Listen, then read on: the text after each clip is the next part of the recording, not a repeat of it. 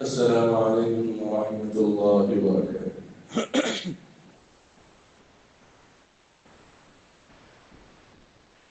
الحمد لله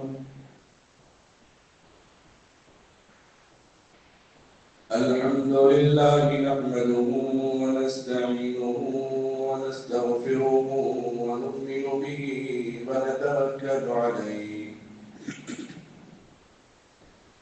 ونعوذ بالله من شرور أنفسنا ومن سيئات أعمالنا من يهده الله فلا مضل له ومن يضلله فلا هادي له ونشهد أن لا إله إلا الله وحده لا شريك له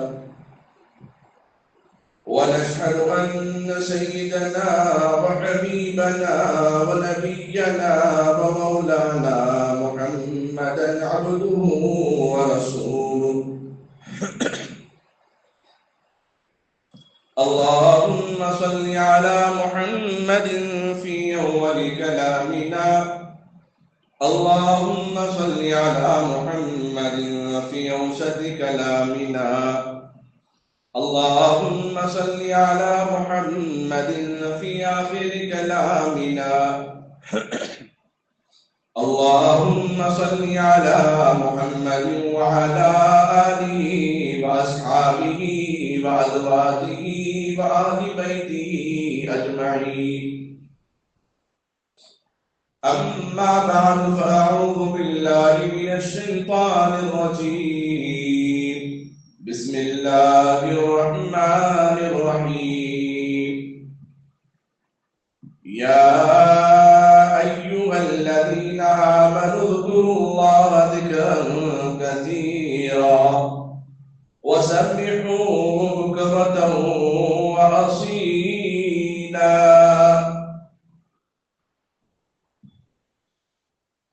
وقال الله تبارك وتعالى في القرآن المجيد فاذكروني أذكركم واشكروا لي ولا تكفرون أما بعد فقد قال النبي صلى الله عليه وسلم كفى بالمرء كذبا أن يحدث بكل ما سمع صدق الله مولانا العظيم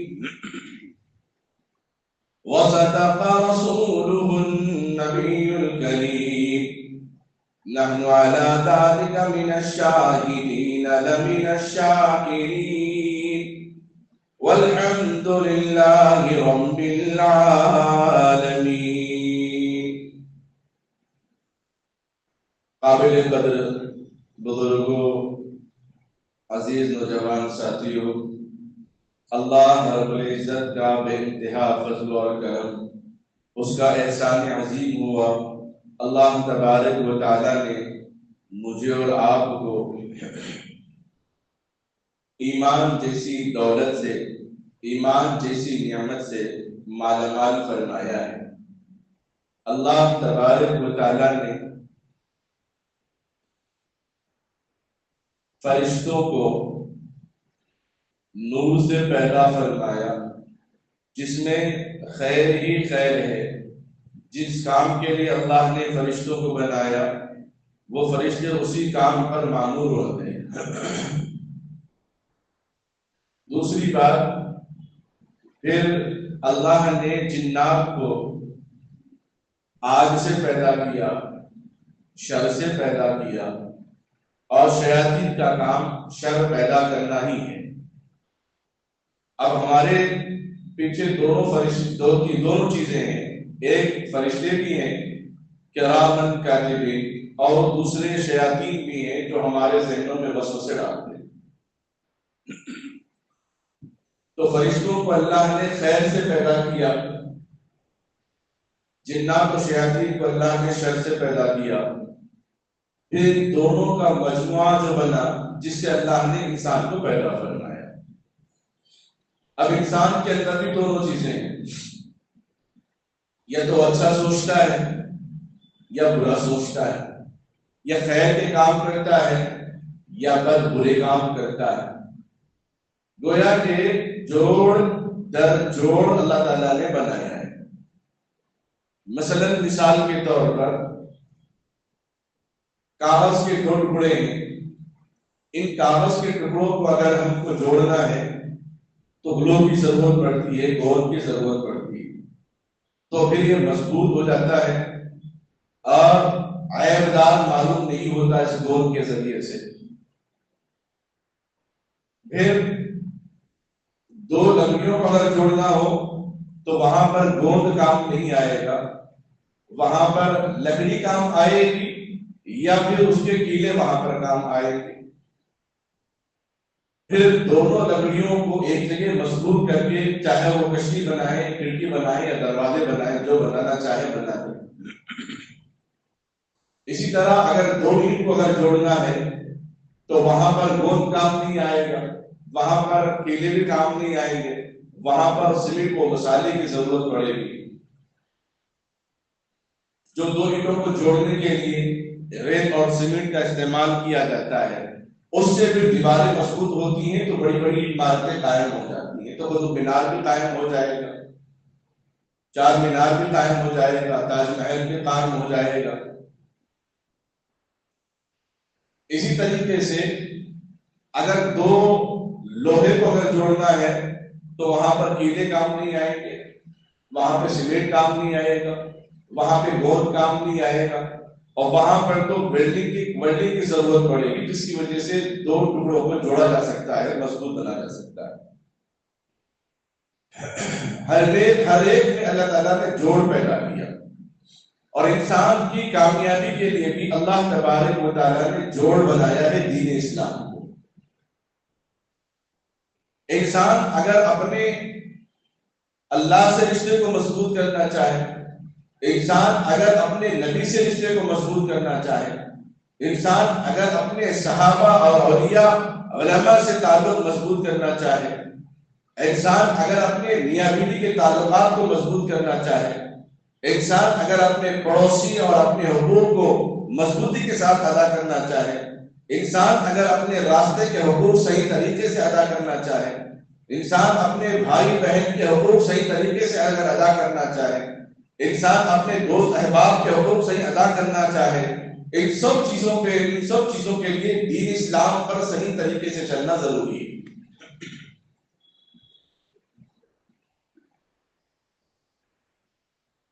بدگمانی جو ہمارے معاشرے کے اندر بد اخلاقی، بد کردار، بد ذہن، یہ بری سوچ اور جو اس کے اثرات ہمارے معاشرے میں بڑھ رہے ہیں، اس کا سبب کیا ہے، اس کا علاج کیا ہے؟ سب سے پہلی بات، بدگمانی انسان کے اندر کب پیدا ہوگی؟ یہ بد خیال کب ہوگا؟ اللہ تبارک و تعالیٰ قرآن کریم کے اندر صاف الفاظ میں فرمائے، یا ایھا الذین آمنوا اذکروا اللہ ذکرا کثیرا.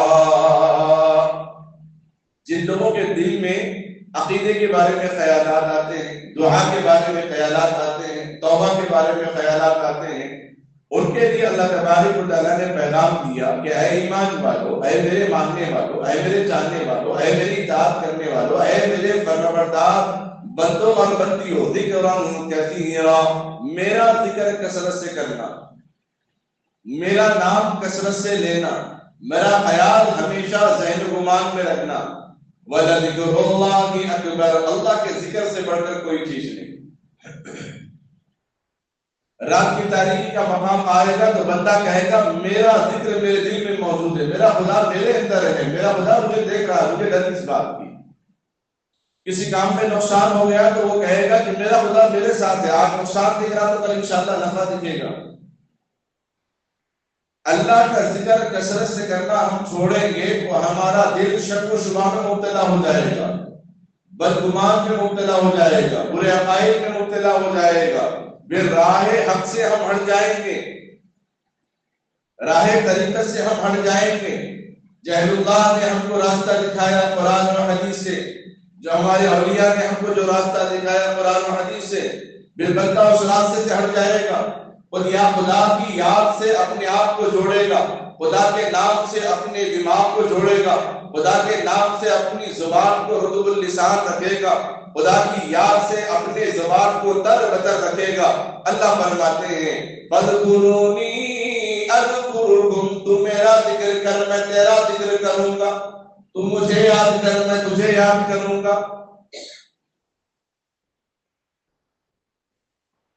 ذکرن کثیرا وسبحوہ بکرۃ، اللہ تبارک و تعالیٰ قرآن کریم میں باضابطہ ذکر فرما رہے ہیں میرے بندو تم مجھے یاد کرو، میں تمہیں ایسی محفل میں جو تم سب میں بہتر محفل ہے فرشتوں کی محفل میں تم کو یاد کروں گا، انہی فرشتوں کے ذریعے سے تمہارے درمیان فیصلے بھیجنے والا ہوں، انہی فرشتوں کے ذریعے سے تمہارے نام اعمال کی تبدیلی ہوتی ہے صبح و شام کی، انہی فرشتوں کے ذریعے سے تمہارے اعمال محفوظ کیے جاتے ہیں، انہی فرشتوں کے ذریعے سے تمہارے اعمال لکھ دیے جاتے ہیں، وہی فرشتے کل قیامت کے دن تمہارے نام اعمال کے گواہ ہو جائیں گے۔ اے لوگوں میں تمہارا ذکر فرشتوں کے درمیان کرتا ہوں تو یہی فرشتے تمہاری گواہی دیں گے، تمہاری ایماندار ہونے کی گواہی دیں گے۔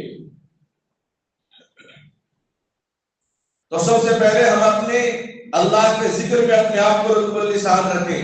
نبی اکرم صلی اللہ تعالی علیہ وسلم کا یہ ارشاد، اور نبی علیہ اور پہلی بات اللہ تبارک و تعالیٰ کے پیدا کرنے میں، مانگنے میں، دلانے میں ایمان مجمل اور ایمان مفصل، آمنت باللہ وملائکتہ وکتبہ ورسلہ والیوم الآخر والقدر خیرہ وشرہ من اللہ تعالی والبعث بعد الموت کے اندر، ان عقائد میں، ان اعمال کے اندر، ان مواد میں، ان عنوان میں، ان ٹاپکس میں کسی ایک میں بھی ہمارا ایمان کمزور نہ ہو، ہمارا عقیدہ کمزور نہ ہو، ہمارے بول کمزور نہ ہو، ہمارا ذہن و گمان اس معاملے پر بالکل کمزوری برداشت نہ کرے تو انسان کا ایمان طاقتور ہو جاتا ہے۔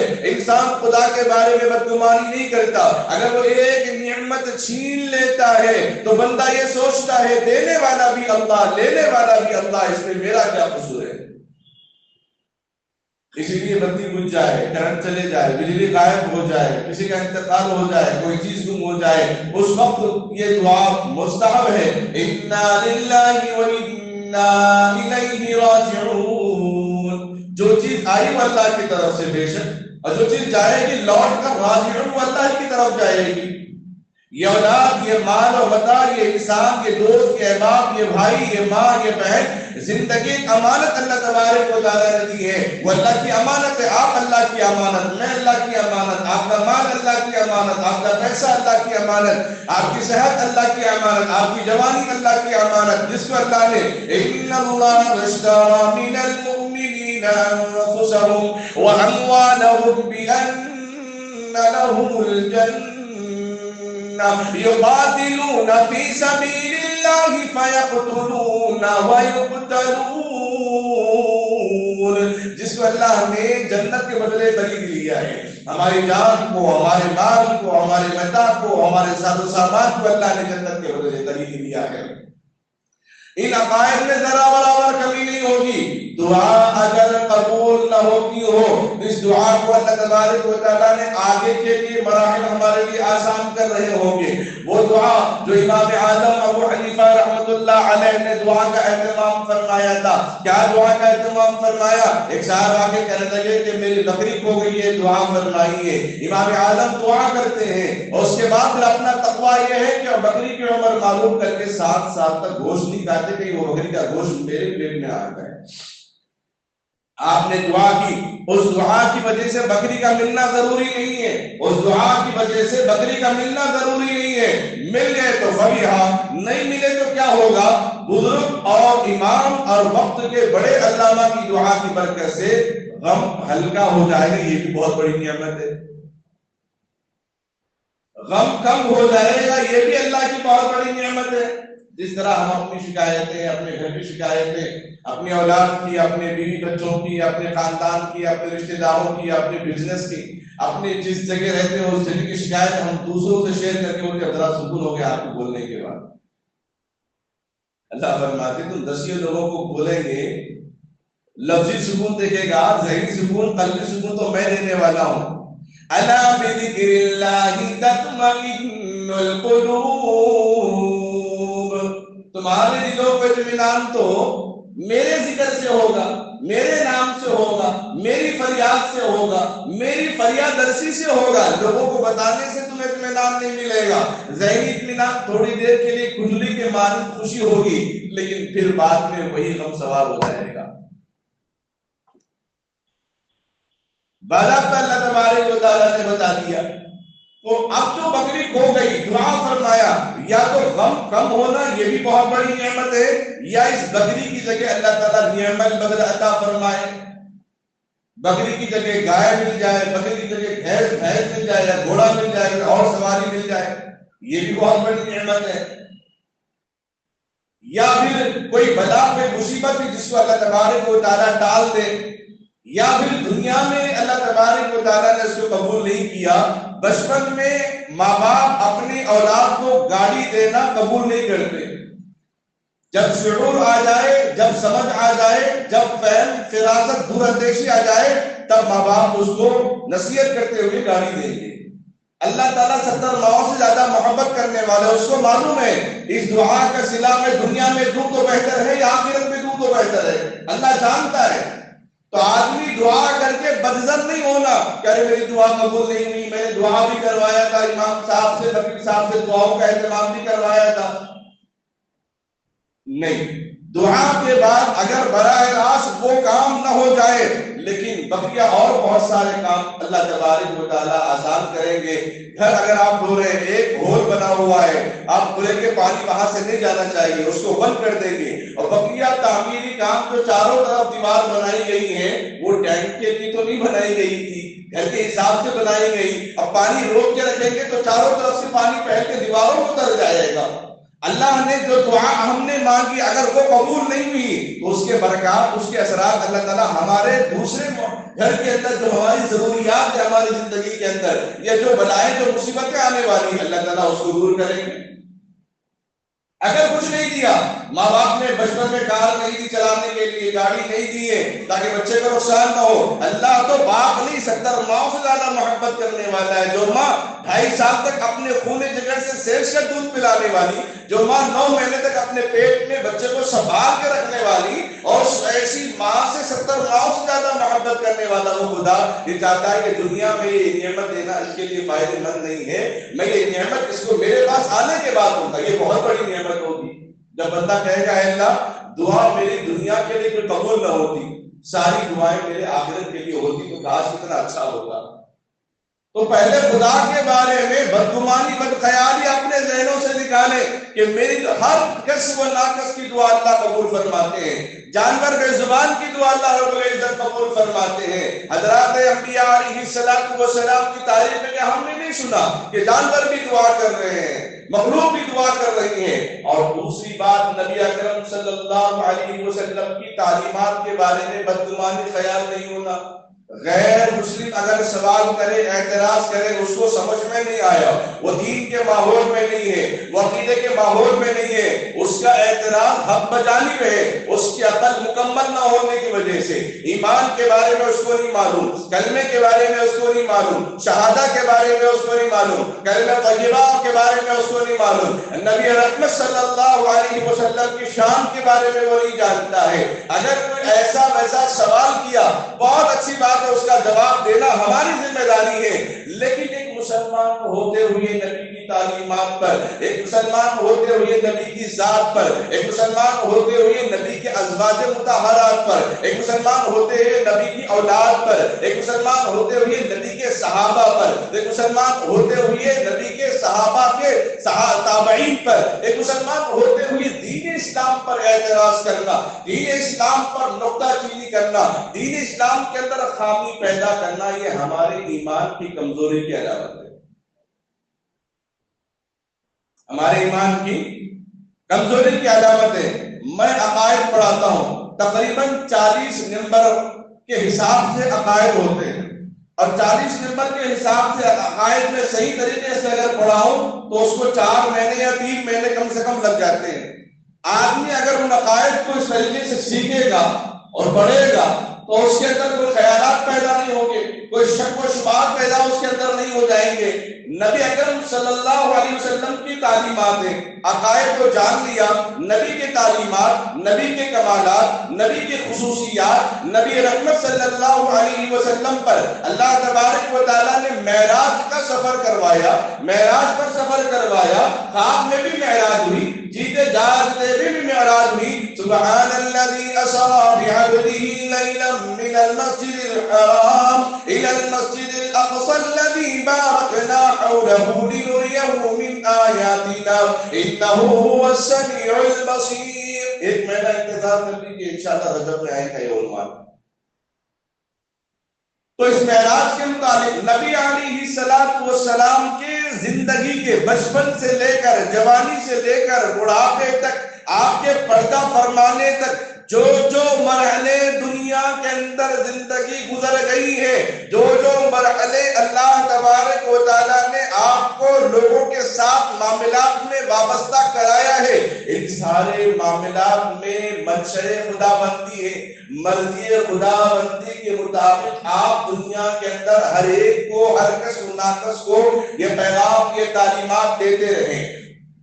اب ان عقائد کو جو پڑھایا تھا 40 عقائد تقریباً کبھی 3 مہینے کبھی 4 مہینے چلتے ہیں، ان عقائد کو سمجھانے کے بعد میں آخر میں یہ درس دیتا ہوں کہ جو عقائد میں پڑھایا ہوں اور میرے اساتذہ، میرے استادوں کے استاد، علماء کے علماء، محبوب العلماء اور بہترین پڑھائیں گے، اگر وہ بھی عقائد پڑھائیں، وہ بھی قرآن کی تعلیم دے، وہ بھی حدیث کی تعلیم دے، تب بھی مکمل نہیں ہو سکتی۔ یہ اسلام، یہ قرآن، یہ خدا کی حمد و ثنا کو ہم محیط نہیں کر سکتے، یہ دائرے میں ہم لا نہیں سکتے۔ وَلَوْ كَانَ الْبَحْرُ مِدَادًا لِكَلِمَاتِ رَبِّي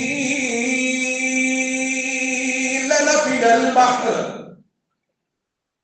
اللہ کے علم کو، اللہ کی تعلیم کو، اللہ کے بڑائی کو، اللہ کے حمد کو، اللہ کی ثنا کو، اللہ کی خوبی کو، اللہ کے احکام کو اگر تم لکھنا چاہو گے، ان سمندروں، بحر و بر کو سیاہی بنا دو، ان درختوں کو قلم بناؤ اور لکھتے جاؤ، بِمِثْلِهِ مَدَدًا، یہ ختم ہو جائے تو اور ان جیسے اور سمندروں کو لے آؤ، جبکہ پوری دنیا کے اندر 80 سے 75% پورا پانی پانی ہے، تب بھی خدا کی حمد و ثنا ختم نہیں ہو سکتی۔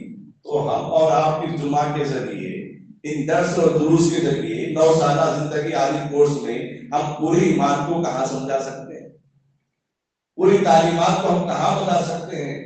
جو بس میں چلا وہ ہم سمجھا سکتے ہیں، جو ذہن میں مطالعہ کر کے آئے وہ چیزیں ہم آپ کو بتا سکتے ہیں، جو الہامی باتیں اللہ تعالیٰ قرآن اور حدیث کے ڈالے وہ ہم آپ کو بتا سکتے ہیں۔ تو معلوم یہ ہوا قرآن اور حدیث کی تعلیمات میں اگر کسی کو کوئی بات سمجھ میں نہ آئے تو قرآن اور حدیث کی کمی نہیں ہے، وہ ہمارے عقل کی کمی ہے، ہمارے ذہن کی کمی ہے، ہمارے علم کی کمی ہے، ہمارے نالج میں کمی ہے۔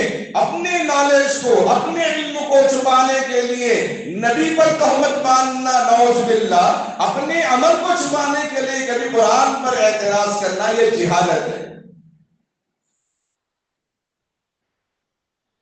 اسی لیے نہ خدا کے بارے میں کبھی بدگمانی، نہ نبی علیہ السلام کی تعلیمات اور سنت کے بارے میں کبھی بدگمانی ہمارے ذہنوں میں نہیں آنی چاہیے۔ اگر کوئی بات سمجھ میں نہ آئے، مجھے سمجھ میں نہ آئے تو میرے تعلیم کی ادھوری ہے، میرے تعلیم میں کمی ہے، میرے مطالعے میں کمی ہے۔ اگر آپ کو سمجھ میں نہ آئے تو آپ کے علم کے حساب سے کمی ہے، لیکن قرآن اور حدیث کی تعلیم کبھی غلط نہیں ہو سکتی۔ ان 2 چیزوں کو پہلے ذہن میں رکھ لیں۔ اور اس کے بعد تیسرے عنوان پہ آتے ہیں۔ کسی بھی نبی کے بارے میں پہلے عنوان خدا، عقیدے کے بارے میں، رسول کے بارے میں، دیگر انبیاء کے بارے میں، فرشتوں کے بارے میں، تقدیر کے بارے میں، موت کے بارے میں، جنت اور جہنم کے بارے میں، یہ سب آمنت باللہ میں داخل ہے۔ اور اس کے بعد تیسرے مرحلے میں جب ہم آتے ہیں تو حضرات صحابہ کرام یہ نبی نہیں ہے، لیکن یہ وہ ہیں جنہوں نے نبی کو اپنی آنکھوں سے دیکھا، یہ وہ ہیں جنہوں نے نبی کی صحبت اختیار کی، یہ وہ ہیں جنہوں نے نبی کی مجلس میں بیٹھ کر نبی کو سنا، وحی کو اترتا ہوا دیکھا۔ معراج مصطفیٰ کو دیکھا، وحی کے برکات کو دیکھا، نبی کے معجزات کو اپنی آنکھوں سے دیکھا ہے، تو وہ کوئی اور مقام لے نہیں سکتا صحابہ کے مقام کے بعد۔ اس لیے کسی صحابی کے بارے میں ان کی پرسنل لائف، ان کی ذاتی زندگی کا کوئی واقعہ نکال کے ارے وہ تو ایسے تھے، فلاں تو ایسے تھے، فلاں تو ایسے تھے، کسی مسلمان کو صحابی کے بارے میں رائے حق رکھنے کا اختیار نہیں ہے۔ اللہ نے کہہ دیا رضی اللہ عنہم ورضوا عنہ، یہ مجھ کو راضی کرنے لگے، میں ان سے راضی ہو گیا۔ اب ہمارا اور آپ کا کیا حق بنتا کسی صحابی پہ اعتراض کرنے کا؟ وہ مجتہدین کا حق ہے، وہ محدثین کا حق ہے، وہ مفسرین کا حق ہے کہ ایک حدیث کتنے راویوں سے ثابت ہے، اور ہو بہو حدیث اگر دوسری اگر تھوڑا سا اضافے کے ساتھ مل گئی ہے تو وہ کتنے لوگوں سے ثابت ہے، اور جتنے لوگوں سے زیادہ ثابت ہے اس کو مضبوط حدیث کہا جائے گا اور اس کو ضعیف حدیث کہا جائے گا۔ وہ الگ یہ بحث جو ہے علماء کا کام ہے، عوام کا کام نہیں ہے۔ مثلا اب میں کوئی واقعہ بتاؤں، اب اتنا مجمع ہے، 150 کا قریب مجمع ہے پورا ملا کے، اب میں کوئی واقعہ بتاؤں تو آپ اس کی تصدیق کریں گے۔ جب بیان ختم کے موقع پر ایک اور واقعہ اگر میں بتاؤں، اس موقع پر پوری مسجد بھر جائے، 5 6 7 8 اگر 1000 آدمی اگر سن لیتے ہیں تو پھر 1000 آدمی جو بات سنے اس بات پر زیادہ اعتبار کیا جائے گا، کیونکہ بہت سارے لوگ سنے تھے۔ 150 لوگ جو سنے تھے اپنے حساب سے لوگوں کو سمجھائیں گے۔ بس حدیث کے اندر یہ فرق ہوتا ہے، ایک راوی ہے بیان کرنے والے، حدیث بیان کرنے والے جنہوں نے نبی سے کہتے ہوئے سنا وہ ایک ہی تھے یا اور بھی تھے؟ اگر اور بھی ہیں تو وہ حدیث کا درجہ الگ ہے، لیکن حدیث تو حدیث ہے، حدیث تو حدیث ہے، وہ درجہ ہے کہ حدیث تو حدیث ہے۔ مچھر کا بانٹ کیوں نہ ہو، تھوڑی سی ہٹتی ہے لیکن آپ دل پہ انگلی لگانے سے ڈرتے ہیں، فیوز کا وائر بھی اگر کیوں نہ ہو وہاں بھی انگلی رکھنے سے ڈرتے ہیں، ہیٹر بھی اگر نکالنا ہو کبھی تو بھی ڈر ہوتا ہے۔ حدیث تو حدیث ہے اپنی جگہ۔ اور چوتھا مرحلہ حضرات تابعین، تبع تابعین لے، محدثین لے، مفسرین لے، جتنے بھی لوگ ہیں ان کی تعلیمات کے بارے میں، ان کے علم و عمل کے بارے میں کسی انسان کو یاد نہیں پہنچتا کہ ان پر اعتراض کرے۔ عالم کی تقریر پر عالم کو اعتراض کرنے کا حق ہے۔ حافظ قرآن اگر غلط پڑھتا ہے تو جس کو جو سورہ یاد ہے وہ اس کو غلطی پکڑنے کا اختیار ہے۔ عالم دین کی غلطی عالم بتائے گا۔ قرآن پہ قرآن رکھ سکتے ہیں، قرآن پہ حدیث کی کتاب رکھ نہیں سکتے، کیونکہ قرآن افضل ہے۔ قرآن پہ اور کوئی کتاب رکھ نہیں سکتے۔ عالم کی غلطی عالم اپنے حساب سے بتائے گا، لیکن عالم کی غلطی کو عالم کے سامنے لا کر لوگوں کے سامنے بدگمانی کرنا یہ شریعت میں اس کی اجازت نہیں ہے۔ اسی لیے ان حدیثوں کے بارے میں، ان سیاستہ کے بارے میں جتنی کتابیں موجود آئی ہیں اس پر اگر کسی کو اعتراض کا حق ہے، اس کو حق ہے جو ساری تعلیمات سے وابستہ ہو۔ پھر جو خدام دین ہے، دین کی خدمت کرنے والے، دین کی خدمت کرنے والے موجود ہیں، اور دین کی خدمت کرنے والے جو رضائے الہی کے لیے خدمت کر رہے ہیں۔ نبی علیہ السلام کے زمانے میں بھی واقعہ پیش آیا، ایک صحابی جو شہید ہوئے تو صحابہ کہنے لگے واہ کیا موت پائی، جنتی موت پائی۔ اللہ کے نبی علیہ السلام نے فرمایا ایسا مت کرو۔ کہنے لگے یا رسول اللہ یہ تو لڑ کے شہید ہو چکا ہے، یہ تو صحابی ہے۔ اللہ کے نبی علیہ السلام نے فرمایا ہاں لیکن غنیمت تقسیم کرنے سے پہلے اس نے ایک رسی اٹھائی تھی، ایک چھوٹا سا کپڑا اٹھایا تھا، اس کے بارے میں اللہ تبارک و تعالیٰ پوچھنے والے ہیں۔ اب حساب کتاب ہوگا اس کے بعد جنت میں جائے گا، ورنہ اس کی پوچھ ہوگی، اس کی سزا ہوگی۔ تو خدام دین جو دین کی خدمت کرنے والے مساجد ہوں، مدارس ہوں، مکاتب ہوں، قائم ہوں، یہ مدارس، یہ مساجد، یہ مرکزی ادارے ہیں ہمارے۔ پورے مسلمان مل کر اس کو پروان چڑھانا چاہیے، عروج میں لانا چاہیے، اس کے اخراجات کو برداشت کرنا چاہیے۔ باعث فخر سمجھے مسجد کی خدمت کے لیے، باعث فخر سمجھے مدارس کی خدمت کے لیے، باعث فخر سمجھے خانقاہوں علماء کی محفل میں بیٹھنے کو، اور بیٹھنے والوں کی تعداد 2% ہے، مسجد میں خدمت کرنے والوں کی تعداد 2% ہے۔ ان 2% میں بھی لوگ آگے کہیں گے چندے کا کیا کرے ہوں گے، ایسا بولے بھی نہیں۔ آج لوگوں کے سامنے جو 2% خدمت کرنے والے ہیں، اگر ان میں بھی لوگ آ کر بدگمانی پیدا کریں گے، تو پھر ایمان والا کون ہوگا؟ جو اخلاص سے خدمت کرنے والا ہے، اس کی خدمت میں بھی لوگ کھوٹ پیدا کر رہے ہیں، اس پر بھی لوگ الزام لگا رہے ہیں۔ یہ الزام لگانا اہل اللہ نہیں بلکہ انبیاء علیہ السلام سے سلسلہ چلتا ہوا آ رہا ہے۔ جب کسی خدمت گزار کو بغیر کسی ثبوت کے، بغیر کسی گواہی کے کوئی الزام لگا دیتا ہے تو وہ مقبولیت کی علامت ہے۔ حدیث میں اللہ کے نبی علیہ السلام فرماتے ہیں کفى بالمرء كذبا ان يحدث بكل ما سمع، بكل ما سمع، جو بات نہ تم اپنے کانوں سے سنے ہو نہ اپنے آنکھوں سے دیکھے ہو، اس بات کی دوسروں کے سامنے تصدیق نہ کرو۔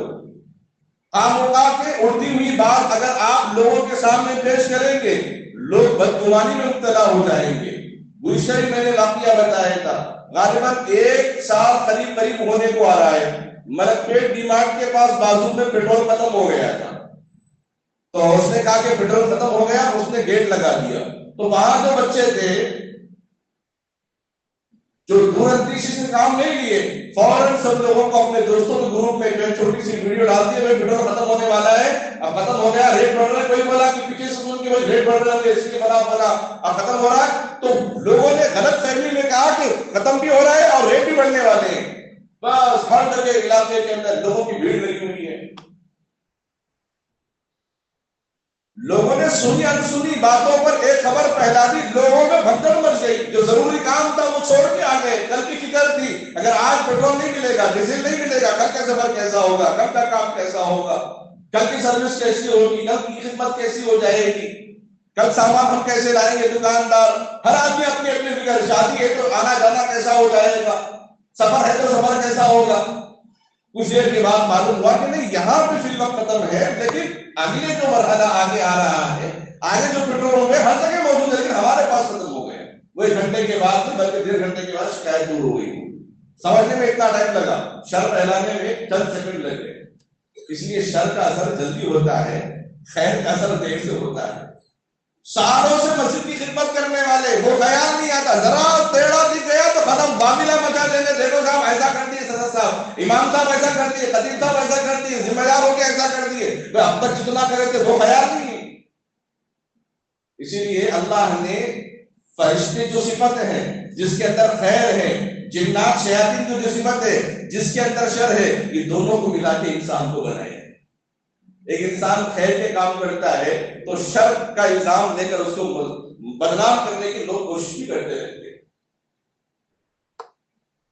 بدگمانی صرف ہمارے مساجد سے، مدارس سے نہیں، اپنے والدین سے بدگمانی کو ہٹانا ہے۔ اگر ہم آپس میں ایک دوسرے کے رشتے کو مضبوط بنانا ہے، میاں بیوی کا رشتہ ہو تو بدگمانی کو دور کر دے، بھائی بہن کا رشتہ ہو بدگمانی کو دور کر دے، سنی انسنی باتوں کو چھوڑ دے، سیدھا ان سے فیس ٹو فیس بات کرے۔ یہ بات سننے میں آئی کیا ہے، صحیح ہے، بھائی نے تصدیق کیا صحیح ہے تو اصلاح کرے، اگر صحیح نہیں ہے تو بولے کہ لوگوں کے باتوں سے میں آنے والا نہیں۔ علی کے اندر انٹرویو جاری ہوا، چھوٹے بھائی کے اپنے نکاح کے اندر اس نے بڑے بھائی کو نہیں بلایا،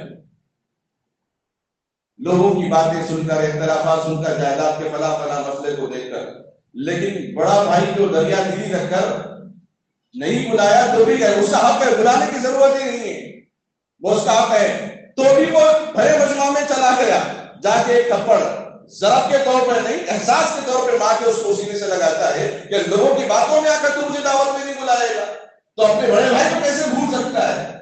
اب سارے لوگ بھی دیکھ کے رونے لگے، جو لوگ غیبتیں کر کے، چغلیاں کر کے، مرچی کا چھڑکاؤ کر کے دونوں کے رشتوں کو توڑ دیے تھے، آج منظر دیکھ کر وہ بھی رونے لگے۔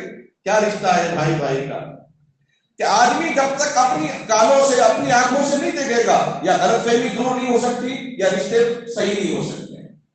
اگر وہ غلطی نظر آ گئی ہے تو آدمی سامنے اس کی اصلاح کر سکتا ہے، اگر میری غلطی ہو تو میں معافی چاہتا ہوں۔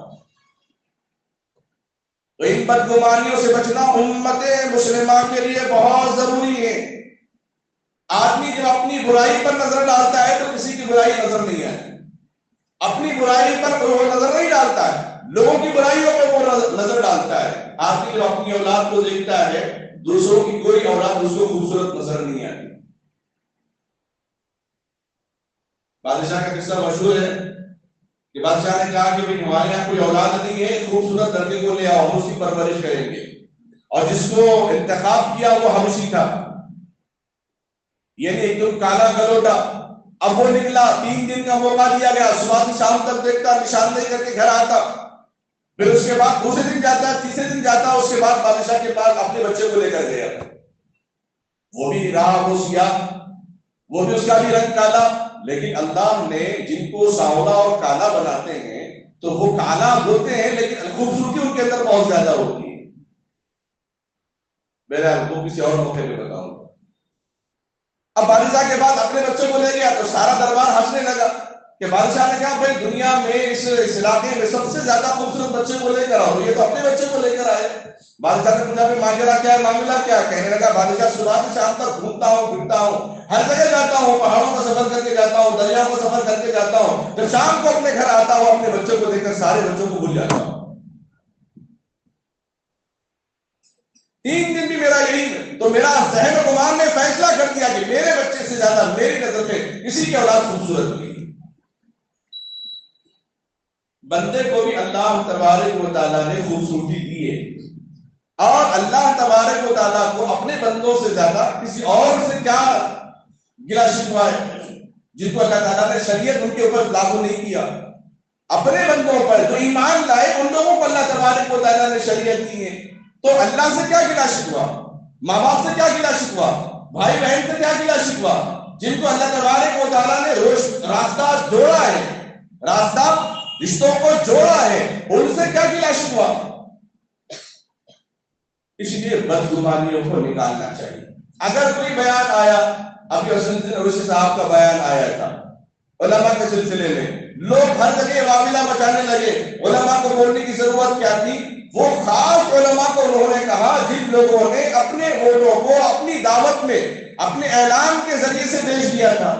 لیکن اب سارے ہندوستان کے اندر سارے عالم کے اندر تقریر پھیلائی جا رہی ہے، مضمون پہ مضمون چل رہے ہیں، مضمون پہ مضمون چل رہے ہیں کہ صاحب حسن صاحب نے ایسا کہہ دیا، حسن صاحب نے ایسا کہہ دیا، حسن صاحب نے ایسا کہہ دیا.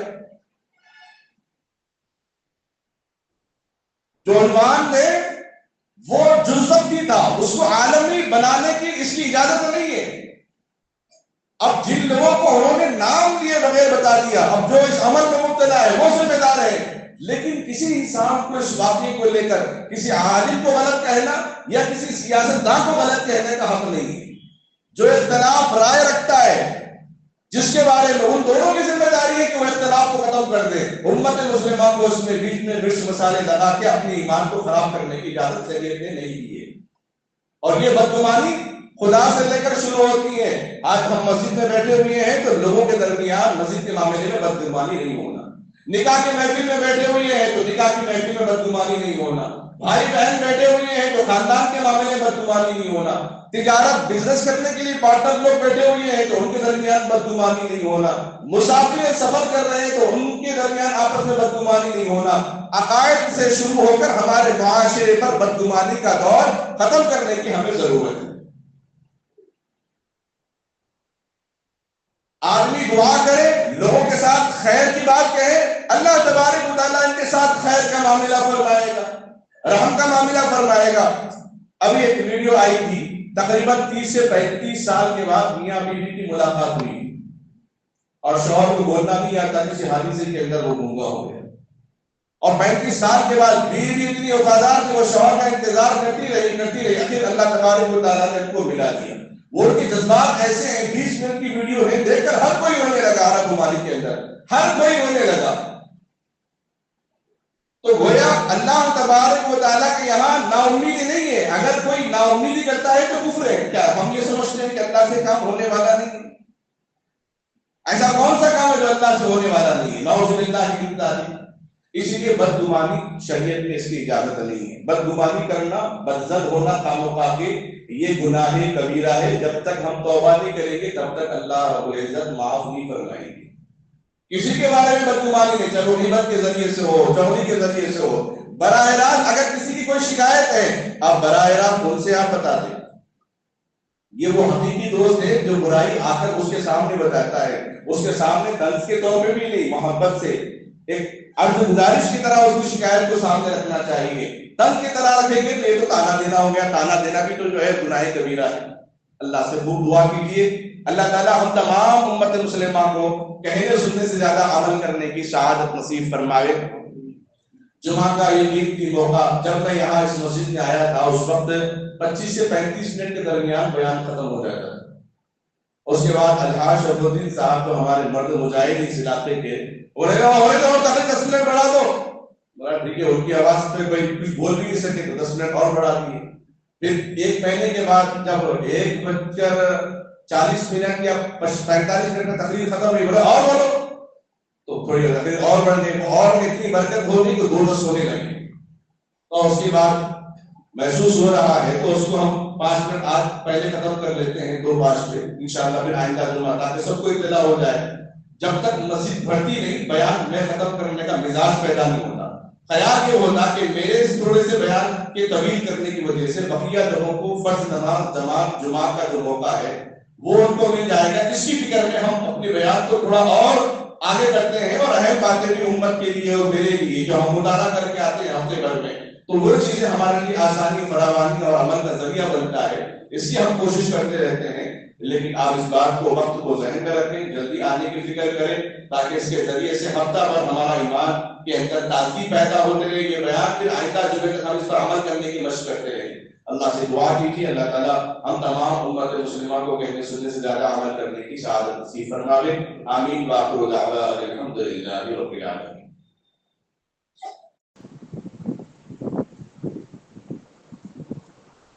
عنوان آپ حضرات کے سامنے اپنے وقت کے حساب سے بات آپ حضرات کے سامنے رکھی گئی ہے کہ بدگمانی سے معاشرے کے اندر جو برے اثرات ہوتے ہیں وہ قابل بیان ہے لوگوں کے سامنے. اس لیے بدگمانیوں سے بچنا یہ ایمان والوں کا فریضہ ہے. اور دوسری بات، 2 دن پہلے جو زلزلے کے جھٹکے محسوس ہوئے ہیں ہمارے اس تلنگانہ آندھرا کے علاقے کے اندر، اس موقع پر امت کے لیے نبی علیہ الصلوۃ والسلام کا پیغام، جب زلزلے وغیرہ آتے تو اللہ تبارک و تعالیٰ کی اپنی وہ قدرت، انسان کو اس قدرت پر غور کرنا چاہیے اور استغفار کثرت سے پڑھنا چاہیے، توبہ کا خاص اہتمام کرنا چاہیے. کہ 2 چیزیں، جب سورج جہاں طلوع ہوتا ہے، جہاں سے نکلتا ہے، اگر وہاں سے ڈوبنا شروع ہو جائے تو پھر اس کے بعد کسی کی دعا قبول نہیں ہوگی. جب انسان موت کا فرشتہ دیکھ لیتا ہے، اگرچہ کہ روح اس کی نہ نکلی ہو، اس کے بعد اگر توبہ کرنا چاہے تو اللہ تبارک و تعالیٰ اس کی توبہ بھی قبول نہیں فرماتے. تو ایسے موقع پر اللہ تبارک و تعالیٰ امت کو آگاہ کرتے ہیں کہ اپنی آخرت کو یاد کرو، اپنے پیدا کرنے والے خالق و مالک کی اطاعت میں لگے رہو، اس کی نافرمانی نہ کرو. جب فرشتے جس طرح گھوڑے کی لگام ہوتی ہے، فرشتے زمین کی لگام کو جب کھینچتے ہیں تو زمین کے اندر زلزلے پیدا ہوتے ہیں. اذا زلزلت الارض زلزالها واخرجت الارض اثقالها وقال الانسان ما لها. جن لوگوں نے اپنے آنکھوں سے دیکھا، جن لوگوں نے اپنی آنکھوں سے نظارہ دیکھا، وہ خود بتا رہے بڑی مضبوط عمارت، سلاڑ سے لے کے اونچی عمارت، لیکن ان کو پلنگ ہلتے ہوئے وہ اپنی آنکھوں سے نظارہ دیکھیں تو گھر میں رہنا گوارا نہیں کیا، فوراً گھر سے کئی لوگ باہر بھی نکلے. اور بہت سارے لوگوں کا آرام کا وقت ہوتا ہے نماز پڑھنے کے بعد، تو اس لیے بعض لوگوں کو بات سمجھ میں نہ آئی. ایسے جو واقعات ہوتے ہیں جیسے بال کا سفید ہونا، انسان کا بیمار ہونا، رات کی نیند آنا، رات میں سو جانا، یہ سب چیزیں موت کو یاد دلاتی ہیں، آخرت کی یاد دلاتی ہیں. نیند بھی آخرت کی یاد میں ہے. آدمی جب سوتا ہے تو گویا مرے ہوئے کی طرح معلوم ہوتا ہے. نیند کو اللہ کے نبی علیہ السلام نے چھوٹی موت قرار دیا. تو آدمی سوتے ہوئے اپنی موت کو یاد کریں، ان نظاروں کے موقع پر اپنی آخرت کو یاد کرے. آدمی جتنا اپنی موت کو یاد کرے گا اس کا ایمان اتنا مضبوط ہوگا. اللہ تبارک و تعالیٰ بھی اس کے حساب سے اس کی عمر بھی دراز فرمائیں گے. تو اسی لیے ایسے موقع پر کثرت سے استغفار پڑھنا، قرآن پاک پڑھنے کا اہتمام کرنا اور دعاؤں کا توبہ کرنے کا خاص اہتمام کرنا چاہیے. اللہ تعالیٰ ہم سب کو شریعت پر عمل کرنے کی توفیق عطا فرمائے۔ درود شریف۔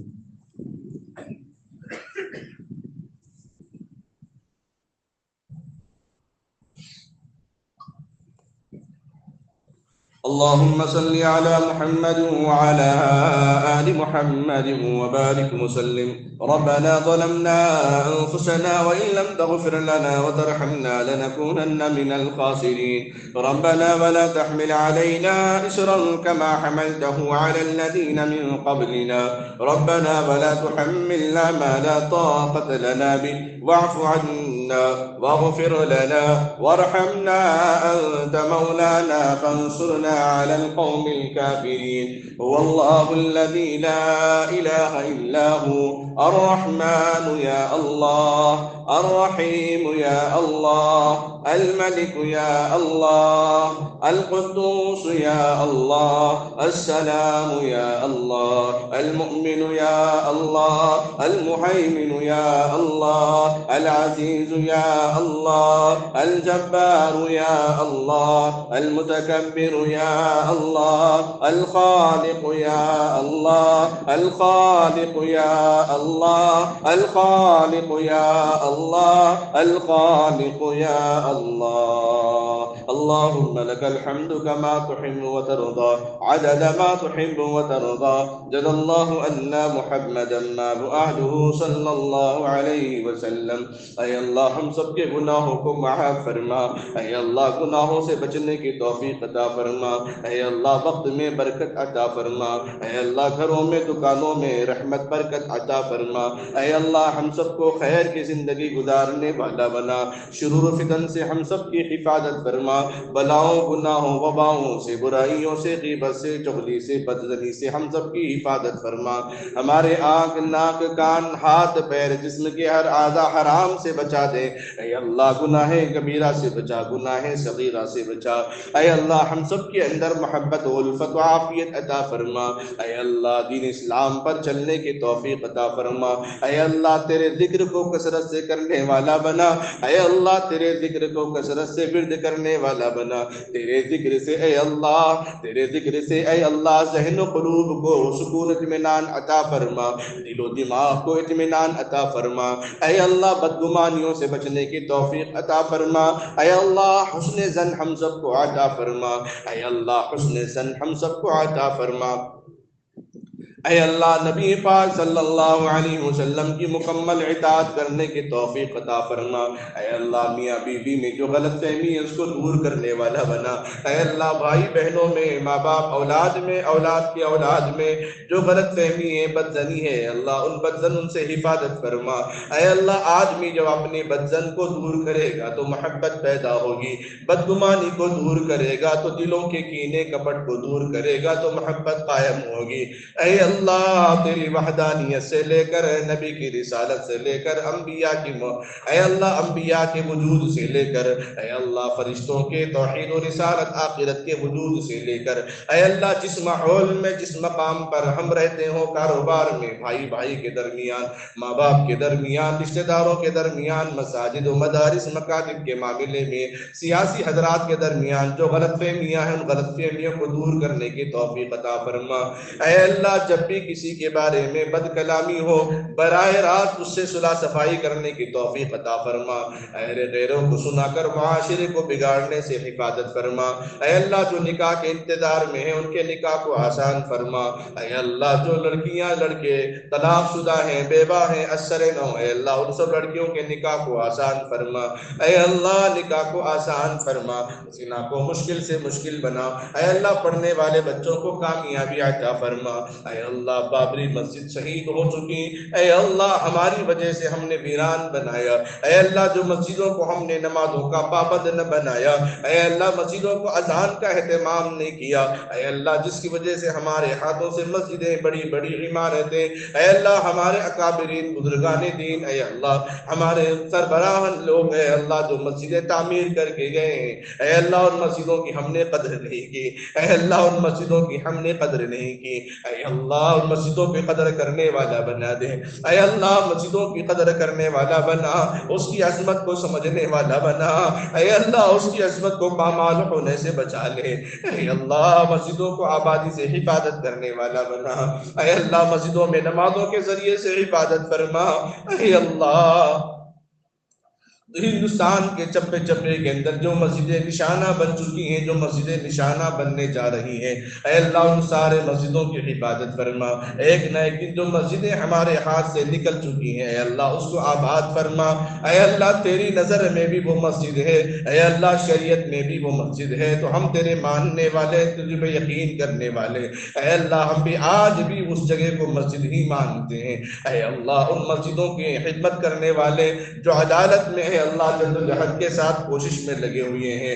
اے اللہ سیاسی حضرات ہو کے، اے اللہ اپنے وکیل حضرات ہو کے، نوجوان ہو، دانشوران قوم، مسجد کے تحفظ کے لیے، مساجد کی حفاظت کے لیے جو خون پسینہ، جو مال، جو وقت ہے اللہ قربان کر رہے ہیں، اے اللہ ان کی قربانیوں کو قبول فرما لے، اے اللہ خصوصاً بابری مسجد کو پھر سے آباد فرما دے، اے اللہ کسی نہ کسی امن کی شکل کو پیدا فرما، کسی نہ کسی عافیت کی شکل کو پیدا فرما، اے اللہ ظالم و جابر طاقتوں، اے اللہ جو مسلمانوں کے نام پر پیچھے پڑی ہیں، اے اللہ ان کے غرور کو خاک میں ملا دے، اے اللہ ان کے غرور کو نیست نابود فرما، ان کا غرور ہمارے اجتماعی سے ہوتا ہے، ان کا غرور ہمارے اتحاد سے ہوتا ہے، ان کا غرور ہمارے نمازوں سے دور ہو سکتا ہے، اے اللہ ہم سب کو سب بستہ ہو کر، ایک جٹ ہو کر، مل کر زندگی گزارنے کی توفیق عطا فرما، ہمارا اتحاد سب سے بڑی طاقت، ہماری دعائیں سب سے بڑی ہتھیار ہے، اے اللہ ان دو چیزوں کا پابند بنا،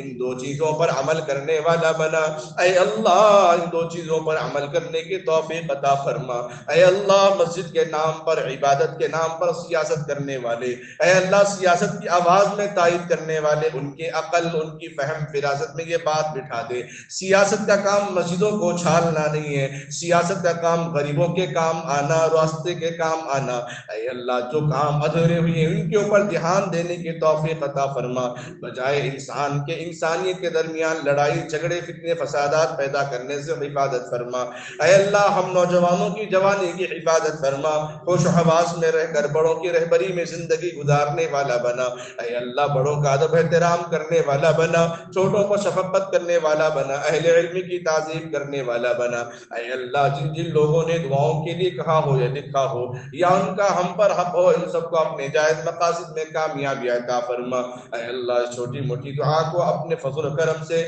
نبی اکرم صلی اللہ تعالی علیہ وسلم کے صدقے طفیل قبول و منظور فرما، وصلی اللہ تعالی علی خیر خلقہ محمد وعلی آلہ واصحابہ وازواجہ وآل بیتہ وذریاتہ اجمعین، سبحان ربک رب العزة عما یصفون وسلام علی المرسلین والحمد للہ رب العالمین۔